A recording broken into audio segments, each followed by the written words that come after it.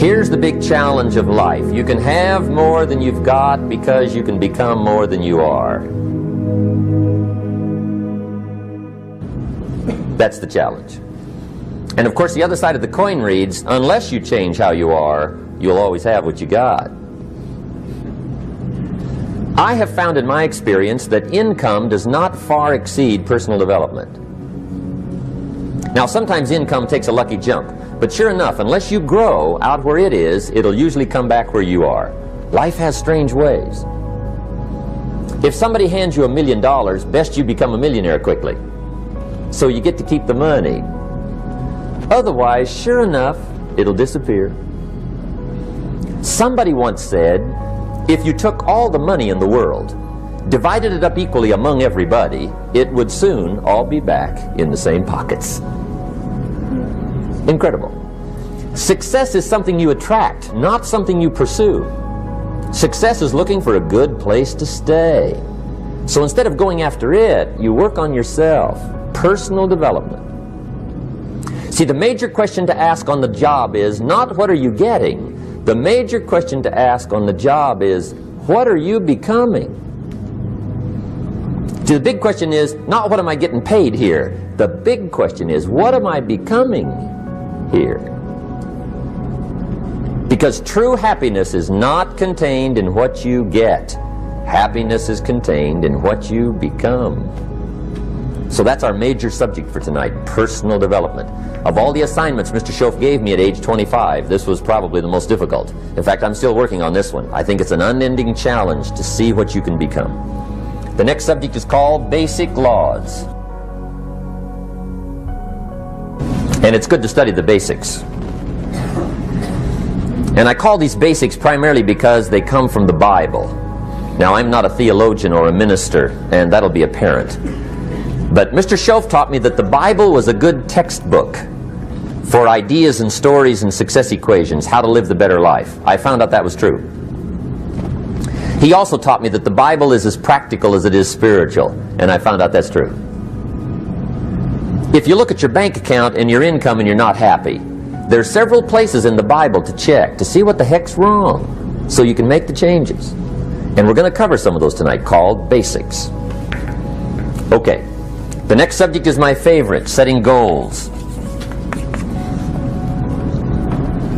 Mr. Schoaf taught me how to set goals. What a favor that was. One morning at breakfast, shortly after I met him, he said, Jim, let me see your current list of goals and let's go over them and talk about them. He said, maybe that's the best way I can help you get a better direction started. And I said, I don't have a list. He said, well, is it out in the car or home somewhere? I said, no, sir. I don't have a list anywhere. He said, well, young man, that's where we got to start. He said, I can tell you right now, if you don't have a list of your goals with you, he said, I can guess your bank balance within a few $100s. Which he did. And that got my attention. I said, you mean my bank balance would change if I had a list of goals? He said, drastically. That day I became a willing student how to set goals. And sure enough, learning how to set goals changed my life. And I often wondered why no one had ever taught me how to set goals up until age 25. I went to high school, but if they offered it, I missed it. I went to college for a year, never heard it. I worked for Sears. Really. And to my knowledge, Sears never taught it. Right? How to set goals. So here I am, age 25, married, my family's starting, I've been to college, I'm working, and I still don't know how to set goals. But fortunately, when I was 25, I met the man who taught me how, and it revolutionized my whole life. Economically, socially, personally, it's incredible. So I want to share with you tonight what Mr. Schoaf shared with me, how to set goals. It can be a life changer. Okay. The next subject is the negative part of the seminar. Life is part negative, so we got to talk about the negative. And this subject is called diseases of attitude. Diseases of attitude. There's a lot of things that can wreck your chances to do well. We live in a rather dangerous world, so you got to be not only wise, you got to be careful. Now, attitude diseases are just as bad as physical diseases, right? High blood pressure, heart trouble. I mean, a lot of things lace your chances to do well. So you've got to be careful. And attitude diseases are deadly. I mean, they'll destroy all the good things you start. Okay? So we'll go through those attitude diseases, how to spot them, how to look for them, what they are, and the cure. And I'm a pro on these because I've had them all, so I can give you excellent advice on these. Now, the last subject we're going to consider tonight is called the day that turns your life around. The day that turns your life around. And under this subject, we're going to talk about the emotions that can change your life. Human beings are emotional creatures, and emotions are powerful for life change. Now, of course, emotions are so powerful they can go either way on you. Emotions can either build or destroy. So you really have to employ emotions properly. We call civilization the intelligent management of human emotions. If you can intelligently apply your emotions in the right direction, no telling what can happen. Could turn your life around one day would be sufficient. So we'll talk about those. Okay. Now that's a lot to cover in one evening, but we'll keep at it here and see if we can't get it all done. I'd like to have you now jot down the theme of the seminar. Every seminar should have a theme, I guess. We've got one. It's on some of our literature if you happen to notice it, but if you didn't, for your notes, here it is. The theme of the seminar goes like this: the major key to your better future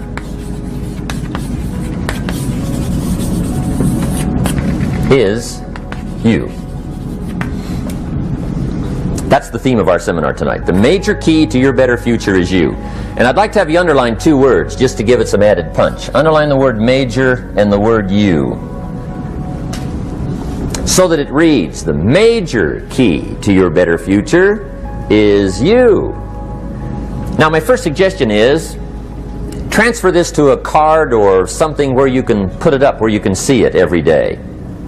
Preferably put it up where you can see it at the beginning of the day, before you go off to put the day together.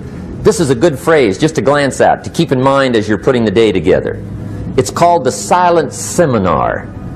If you'll just let this talk to you during the day, I found it to be tremendously helpful. The major key to your better future is you. For a big share of my life now, I didn't have this one quite figured out. Among a lot of things I didn't have quite figured out. Many things used to puzzle me back in those early days. I used to wonder why two people could work for the same company, one make twice as much money. Now see, that used to puzzle me. And maybe they were the same age, graduated from the same school, live in the same community, work for the same company, with the same products and the same services. They've got the same traffic, the same problems, and one makes $1,000 a month, the other one makes $2,000 a month. Now that was my puzzling question. Why would this long list be the same and the money twice as much? I asked, what's the difference between $1,000 a month and $2,000 a month? And I don't mean $1,000 a month, right? I could figure that out. But what makes the difference? Why would one person do twice as well, 3 times as well? Speaking economically. Now I know there's more than one way to do well. I understand that. But in this little narrow area called compensation, what's the difference? Well, back then, with my faulty thinking, I'm trying to reason it out. I thought, well, maybe time makes some of the difference, right? Some people do better because they have more time. I used to say, Harold ought to be able to do well. He's got a lot of time. If I had all of Harold's time, I could do well. Now, that's got to be dumb, right? Number one, you can't get somebody else's time. A guy says to me one time, he says, you know, if I had some extra time, I could make some extra money. I said, then forget it. There isn't any extra time. Hey, when the clock strikes 12 midnight, that about wraps it up, right? I mean, you can look around the gongs there for a little more, but it's over. You say to the guy, what are you doing? He says, I'm looking for extra time. See, they'll come and take you away, right? There isn't any more time. Now, if you can't get more time, which you can't, what could you get more of that would make a difference in economic results? And here's the key word. Make it a part of your notes. We're going to consider it tonight. The word is value. And I have a little phrase for your notes. Value makes the difference in results. Value makes the difference. You can't get more time, but you can create more value. Now here's the first lesson of economics. Everybody should learn it from the time they're old enough to understand what a dollar means. How to earn one, how to get one, how to keep one, what to do with it. First lesson of economics. We primarily get paid for value. That's lesson one. Bringing value to the marketplace, that's how you get paid. You don't get paid for the time. I know it takes time to bring value to the marketplace, but you get paid for the value, not the time. Now, since that's true, here's one of the key questions of the evening. Is it possible to become twice as valuable at the marketplace and make twice as much money in the same time? Could you become 3 times as valuable? Make 3 times as much money in the same time? Is that possible? The answer is yes, if. And it's always if, right? Life is known as the big if. Harry Truman once said, life is iffy. How true. And here's the big if we're going to consider it tonight. It's possible to do much better at the marketplace if you go to work primarily on yourself. And that's the theme of our seminar tonight. Learning to work primarily on yourself. People have asked me for the last 24 years, how do you develop an above average income? And the answer is, become an above average person. Develop an above average handshake. Some people want to be successful, they don't even work on their handshake. As easy as that would be to start on. They let it slide, they don't understand. Develop an above average smile. Develop an above average excitement. Develop an above average interest in other people. Develop an above average intensity to win. See, that'll change everything. Probably one of the most frustrating experiences in life is looking for an above average job with above average pay without becoming an above average person. It's called frustration.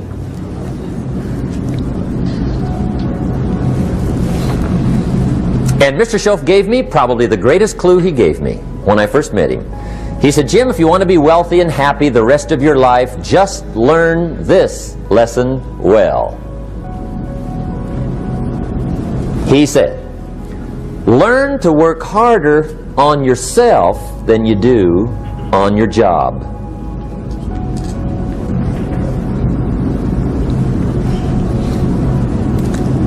Then Mr. Schoaf gave me probably one of the most important clues among so many things he taught me, but this was in those early days. Mr. Schoaf was very kind, but he was also very abrupt. And he had these interesting questions to ask. I'm giving him a little rundown one day on how things hadn't worked out for me. He said, Mr. Rohn, I've got the answer for you if you will listen carefully. And listen carefully I did that day and for the next 5 years.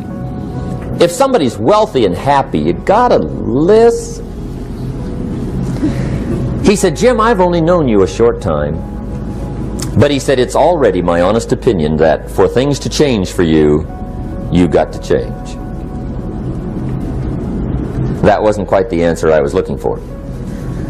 But that's the answer he gave me, and I pass it along to you on this warm summer evening in Anaheim, California, 1981. For things to change for you, you've got to change. Otherwise, it isn't going to change. Before I met Mr. Schoaf, I used to say, I sure hope things will change. Right? That seemed to be my only hope. If it isn't going to change, I'm in serious trouble. And then I discovered it isn't going to change, so I'm in serious trouble.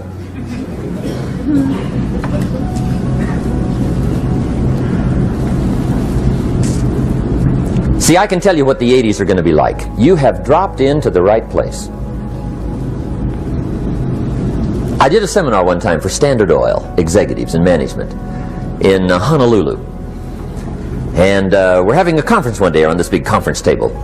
And one of them said to me, Mr. Rohn, you know some fairly important people halfway around the world. What do you think the 80s are going to be like? I said, gentlemen, I do know the right people. I can tell you. So they all listened very carefully. And I said, gentlemen, based on my wide experience, I can really honestly say to you, in my opinion, in the 80s, it's going to be about like it's always been. Aren't you glad you came? That's inside. I don't pass that around just everywhere. Now, of course, I said that to make a point, but I also said it because it's accurate. It's going to be about like it's always been. It isn't going to change. The tide comes in, and then what? It goes out. For 6,500 years that we know of, recorded history, and probably long before that. So it is not going to change. It gets light, and then what? It turns dark. 6,500 years. See, it's not likely to change. And we're not to be startled by that. If the sun goes down, the guy says, what's happened, what's happened? It means he hasn't been here long, I guess, right? It always goes down about this time. The guy says, well, I don't like that arrangement. Well, you got to talk to somebody besides me, right? It gets light, then it turns dark. In rotation, the next season after fall is what? Winter.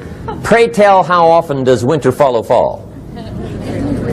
Every year regularly for the last 6,500 that we know of. See, it is not going to change. Now, some winters are long, and some are short, and some are hard, and some are easy, but they always come right after falls. It isn't going to change. Sometimes you can figure it out, sometimes there's no way to figure it out. Sometimes it goes well, sometimes it gets in a knot. Sometimes it sails along, sometimes it gets in reverse. See, that's not going to change. The last 6,000 years reads like this: opportunity mixed with difficulty. That's how it reads. It isn't going to change. The man says, well, if it isn't going to change, how will my life ever change? Answer, when you change. And whether I'm talking to high school kids or business executives, my message is always the same. And it goes like this: the only way it gets better for you is when you get better.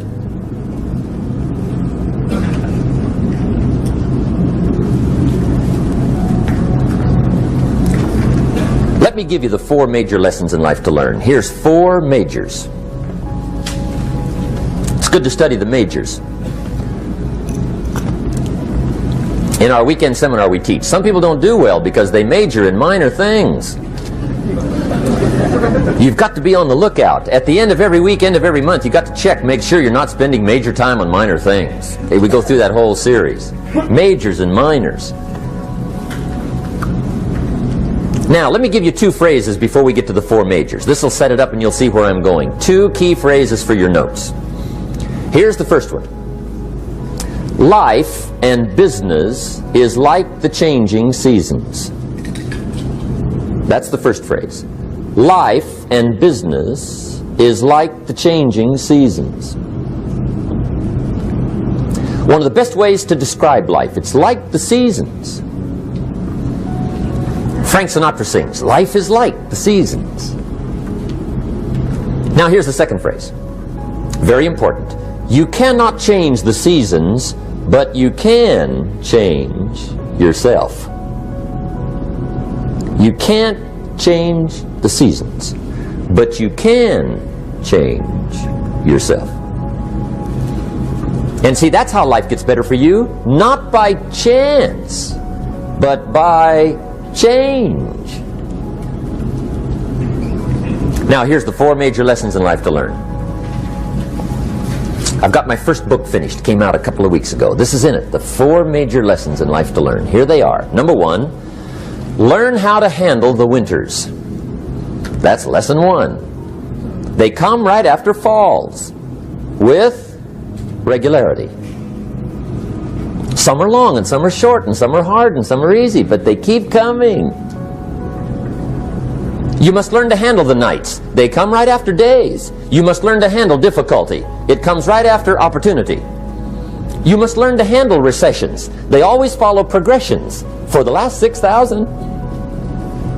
See, it isn't going to change. The lesson you must learn is how to handle it. And there's all kinds of winters, right? The winter when you can't figure it out. The winter when it all goes smash. The winter when it turns belly up. The winter when it won't work, when you've run out of money and you've got a broken heart. See, those are winter times. There's all kinds. Economic winters, social winters, personal winters. When your heart is smashed in 1,000 pieces and the nights are unusually long, your prayers seem to go no higher than your head. It's wintertime. Barbra Streisand sings, "It used to be so natural to talk about forever, but used to be's don't count anymore. They just lay on the floor till we sweep them away.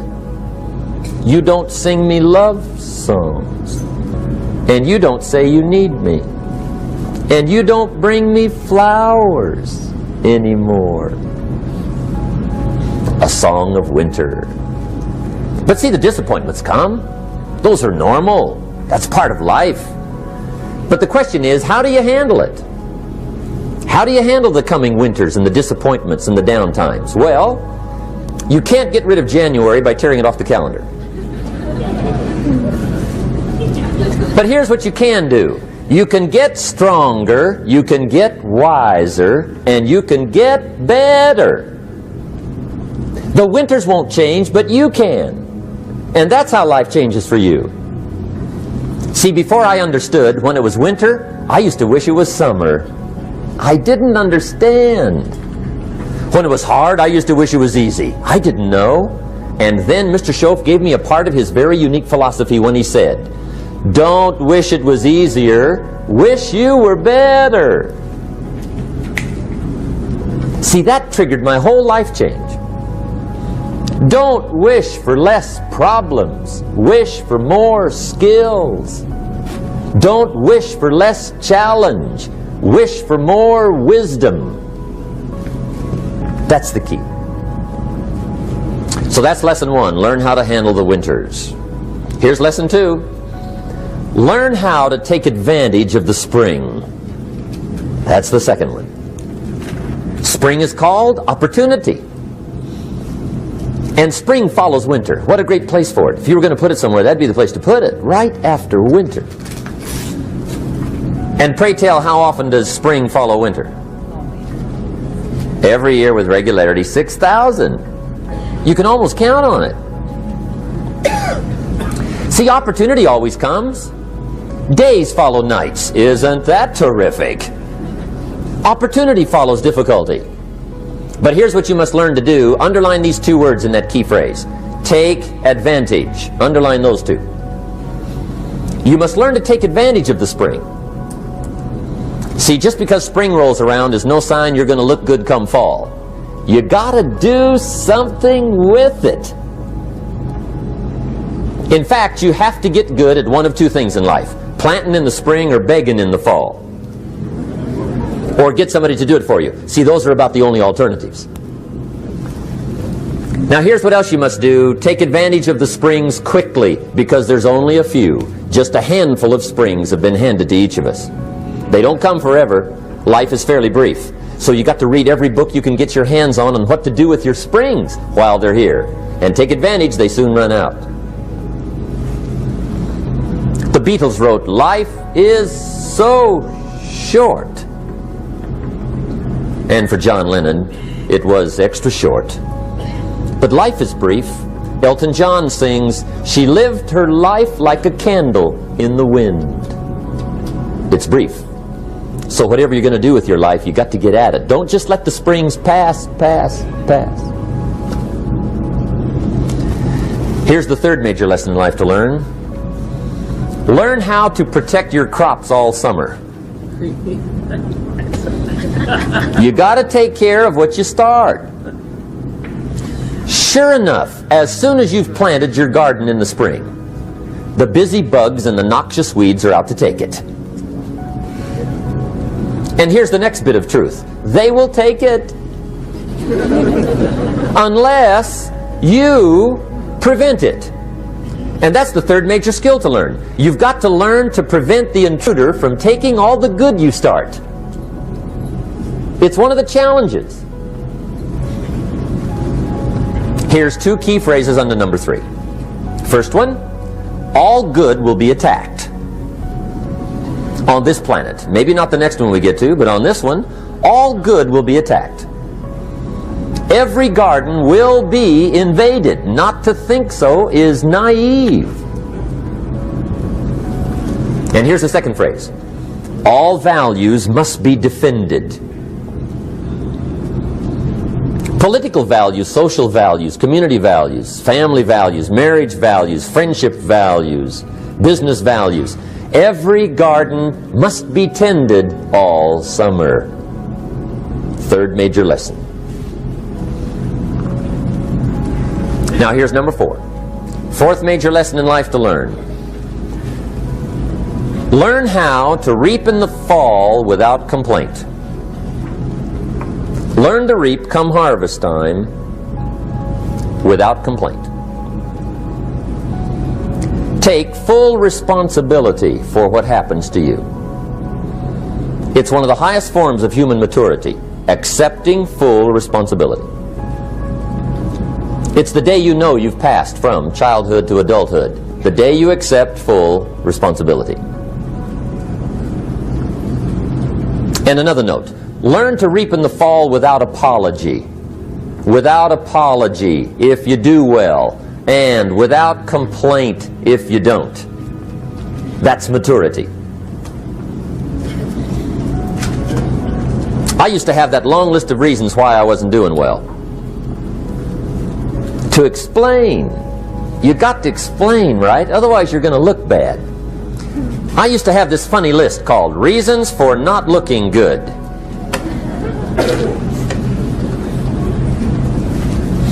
I used to blame the government. I mean, you can believe that or not. It was at the top of my list. I had a lecture second to none. The government. That was on my list. I used to blame taxes. Look what you got left after they take everything. And they expect you to do well. That was on my list there.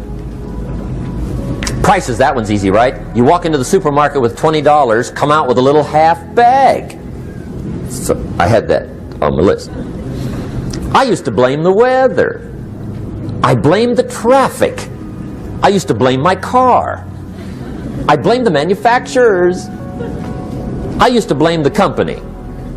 I blamed company policy. I used to blame the training program. I blame my negative relatives. They were always putting me down. I blame my cynical neighbors. They're just selfish, looking out for themselves. Won't loan you money? They were on my list.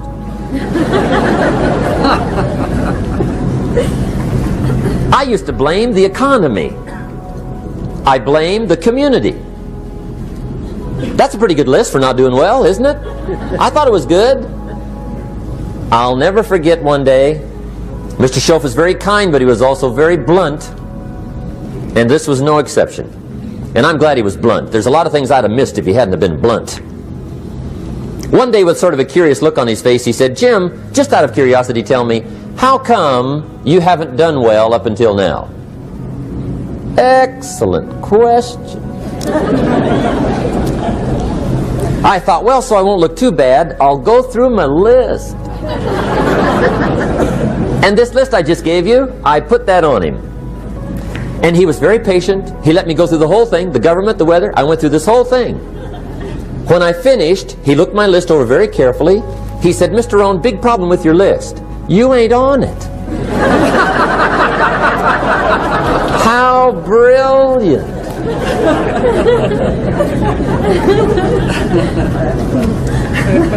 When I went to work for him a few months later, I learned very quickly to tear up my list, reasons for not doing well, and I threw it away. And I got me a fresh piece of paper. And I put one word on it. Me. There's a Black Heritage spiritual that says, it's not my mother nor my father, nor my brother nor my sister, but it's me, O Lord, standing in the need of prayer. See, I used to blame everything outside. And then let me give you a little philosophy that helped turn my life around. For your notes, here it is.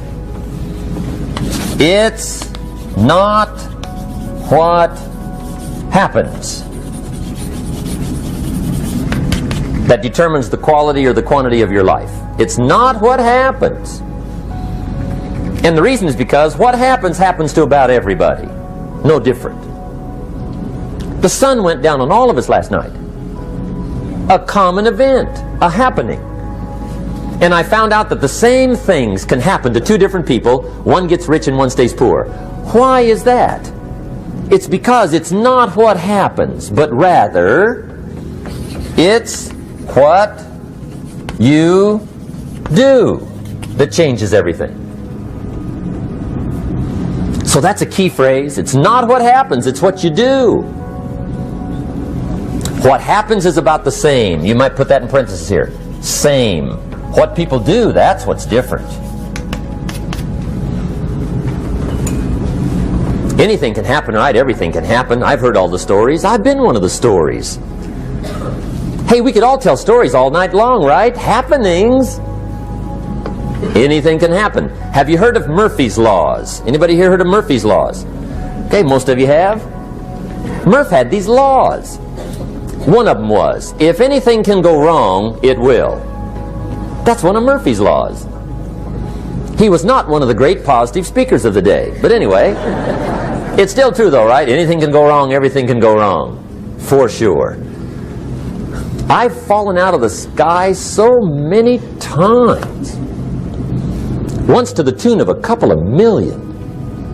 Devastating. Took me a while to survive that one. Now, it wasn't all that much, but it was all I had. Right? I mean, that's when it's much, right? When it's all you got. If you got 3, 2 go, you got 1 left, you ain't looking that bad. But when it all goes. Has anybody been there when it all went? Anybody? Come on, the rest of you liars. Go ahead. Hey, we've all been there, right? When it all went. Of course, it used to be a long time ago, right? When you ran out of money, got to 0, you were all through. Heck, now you can whistle right on by 0, right? I mean, they will bury you. That's what they will do.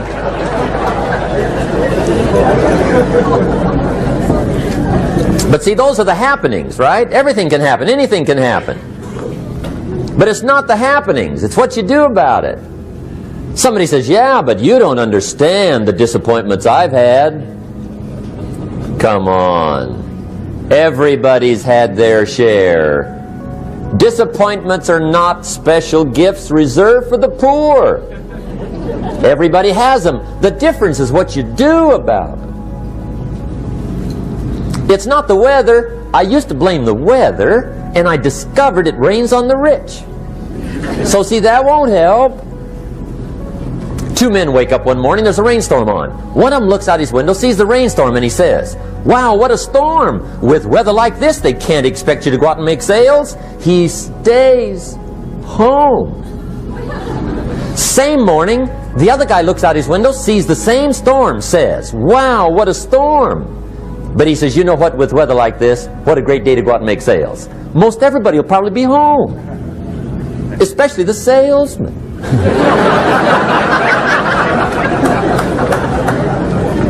See, that's the difference in how your life works out. It's not what happens, it's what you do. So here's one of the key questions of the evening. Starting tomorrow, what are you going to do that'll make a change in your life's direction? Good question.